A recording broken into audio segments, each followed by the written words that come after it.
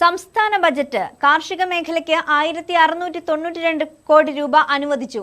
കാർഷിക വിളകളുടെ ഉത്പാദനശേഷി കൂട്ടാൻ 2 കോടിയും അനുവദിച്ചു. മനുഷ്യ വന്യജീവി സംഘർഷവുമായി ബന്ധപ്പെട്ട കാര്യങ്ങൾക്ക് 48.5 കോടി രൂപയും അനുവദിച്ചു. വയനാട്ടിൽ പുതിയ നഴ്സിംഗ് കോളേജ് ആരംഭിക്കുമെന്നും ധനമന്ത്രി കെ.എൻ. ബാലഗോപാൽ വ്യക്തമാക്കി. ധനമന്ത്രി കെ.എൻ. ബാലഗോപാൽ നിയമസഭയിൽ അവതരിപ്പിച്ച 2024-25 വർഷത്തേക്കുള്ള ബജറ്റിൽ കാർഷിക മേഖലയ്ക്ക് 1692 കോടി രൂപയാണ് അനുവദിച്ചിട്ടുള്ളത്.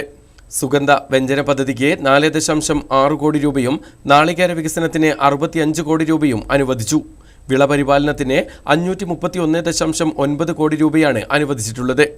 കാർഷിക വിളകളുടെ ഉൽപ്പാദന ശേഷി കൂട്ടാൻ 2 കോടി രൂപയും അനുവദിച്ചു. വിഷരഹിത പച്ചക്കറി കൃഷി വികസനത്തിനായി 78.45 കോടി രൂപയും ക്ഷീരവികസന മേഖലയ്ക്ക് 109.25 കോടി രൂപയും അനുവദിച്ചു. കേരളത്തിൻ്റെ കാർഷിക മേഖലയിലെ പ്രശ്നങ്ങൾ തരണം ചെയ്യാൻ ഈ അവസരം പ്രയോജനപ്പെടുത്തും. കാർഷിക മേഖലയിൽ ലോകബാങ്ക് പിന്തുണയോടെ നടപ്പാക്കുന്ന കേര പദ്ധതി കാർഷികോൽപ്പന്നങ്ങളുടെ സപ്ലൈ ചെയിനുകൾ ആസൂത്രണം ചെയ്യും. 2365 കോടി രൂപയുടെ പദ്ധതിയാണ് കേര. അതിനാവശ്യമായ ഭൗതിക സൗകര്യങ്ങൾ നിർമ്മിക്കും. സപ്ലൈ ചെയിൻ പങ്കാളികളുടെ കോൺഫറൻസുകൾ നടത്തും. റബ്ബറിന്റെ താങ്ങുവില 170 നിന്നും 180 രൂപയാക്കി ഉയർത്തി. സംസ്ഥാനത്തെ മനുഷ്യ വന്യജീവി സംഘർഷവുമായി ബന്ധപ്പെട്ട കാര്യങ്ങൾക്ക് 48.5 കോടി രൂപയും വകയിരുത്തി. സംസ്ഥാനത്ത് വയനാട് ഉൾപ്പെടെ വിവിധ ജില്ലകളിൽ പുതിയ നഴ്സിംഗ് കോളേജുകൾ ആരംഭിക്കും. ഇതിനായി 13.72 കോടി രൂപയും വകയിരുത്തിയിട്ടുണ്ട്. എല്ലാ ജില്ലകളിലും ഒരു മോഡൽ സ്കൂൾ വീതം ആരംഭിക്കും.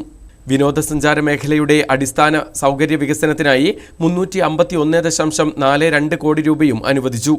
ആദിവാസി മേഖല ലഹരിമുക്ത പ്രവർത്തനങ്ങൾക്കായി 10 കോടി രൂപയും സംസ്ഥാനത്തെ മെഡിക്കൽ കോളേജുകളുടെ സമഗ്ര വികസനത്തിനായി 217 കോടി രൂപയും അനുവദിച്ചിട്ടുണ്ട്.